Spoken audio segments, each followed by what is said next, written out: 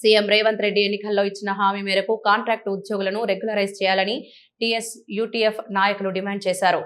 SSA ఉద్యోగాల సమస్యలు పరిష్కరించాలని కోరుతూ సిద్దిపేట కలెక్టరేట్ కార్యాలయం ముందు ధర్నా నిర్వహించారు. ఎస్ఎస్ఏ ఉద్యోగుల సమస్యలు పరిష్కరించుకుంటే ఈ నెల 20న అసెంబ్లీని ముట్టడిస్తామని హెచ్చరించారు.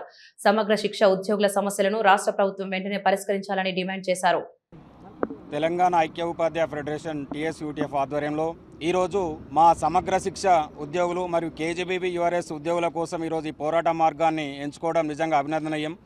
ఈరోజు దాదాపు 3 దశల పోరాటాన్ని వాళ్ళు పిలుపునిచ్చారు. 2 దశలు ఈ రోజుతో పూర్తయినాయి. మొదటి దశలో పాఠశాల స్థాయిలో చేసినాం, ఎంఆర్సీ స్థాయిలో చేసినాం. 2వ దశలో ఈరోజు కలెక్టరేట్ ముందర ధర్నా కార్యక్రమాన్ని నిర్వహించడం జరుగుతుంది. 3వ దశ అసెంబ్లీ ముట్టడి. ఆలోపే మా సమస్యలు ఏవైతే ఉన్నాయో గౌరవ ప్రభుత్వం ఆ సమస్యలన్నింటినీ పరిష్కారం చేయాలని చెప్పేసి కోరుతా ఉన్నాం. ఆ సమస్యలు కనుక పరిష్కారం కాకపోతే ఖచ్చితంగా 20 తారీఖు రోజు మేము అసెంబ్లీ ముట్టడి అనేటువంటిది చేయడం అనేటువంటి జరుగుతుంది.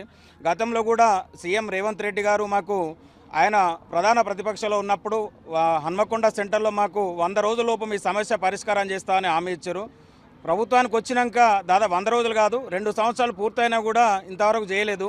ఆ లోపు మేము సమ్మె చేసినాం, 29 రోజులు సమ్మె చేసినాం. సమ్మె చేసిన కాలానికి కూడా వేతనంతో పాటు సమ్మె సమయంలో కూడా హామీ ఇచ్చారు మీ సమస్యలను పరిష్కారం చేస్తా అని చెప్పేసానని.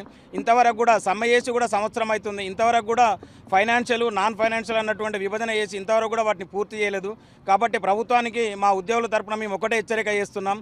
రాబోయే కాలంలో అన్ని ఎలక్షన్ల కాలం ఉంటుంది కాబట్టి ఖచ్చితంగా మా సమస్యల్ని పరిష్కారం చేయాలి. మేము జీతం అనేది మాకు సమస్య కాదు, మా జీవితాలు మాకు సమస్య.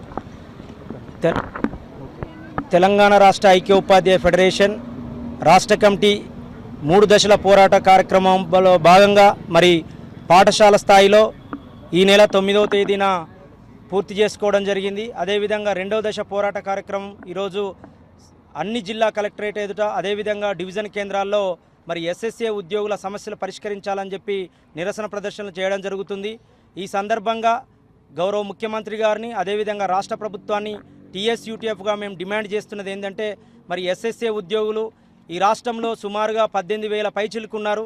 మరి వీరందరి యొక్క దశాబ్ద కాలం డిమాండ్ ఏంటంటే మరి ఆ స్థాయిలో ఆ పోస్టు స్థాయికి కనీస వేతనాన్ని అమలు చేయాలని చెప్పి, బేసిక్ పేని ఇవ్వాలని చెప్పి, అదేవిధంగా ఎన్నికల హామీల సందర్భంగా మరి గౌరవ ముఖ్యమంత్రి గారు ఇచ్చినటువంటి హామీ సందర్భంగా కాంట్రాక్ట్ ఎంప్లాయీస్ని అందరినీ కూడా రెగ్యులరైజ్ చేస్తామని చెప్పారు. ఆ హామీని మాత్రమే నెరవేర్చాలని చెప్పి మరి ఈరోజు మేము నినదించడం జరుగుతుంది. అదేవిధంగా మరి ఎస్ఎస్ఏ ఉద్యోగులు అందరూ కూడా గతంలో 29 రోజుల పాటు సమ్మె చేసినటువంటి సందర్భంలో గౌరవ ఉప ముఖ్యమంత్రి గారు మరి ఒక హామీ ఇవ్వడం జరిగింది. మీరిచ్చినటువంటి డిమాండ్ అన్నింటినీ కూడా నెరవేరుస్తామని చెప్పి గౌరవ ఉప ముఖ్యమంత్రి గారు కూడా ఆ రోజు హామీ ఇవ్వడం జరిగింది. 29 రోజుల వేతనాన్ని కూడా చెల్లిస్తామని చెప్పి స్పష్టంగా తెలియజేశారు. మరి ఇప్పటి వరకు కూడా హామీని నెరవేర్చకపోవడం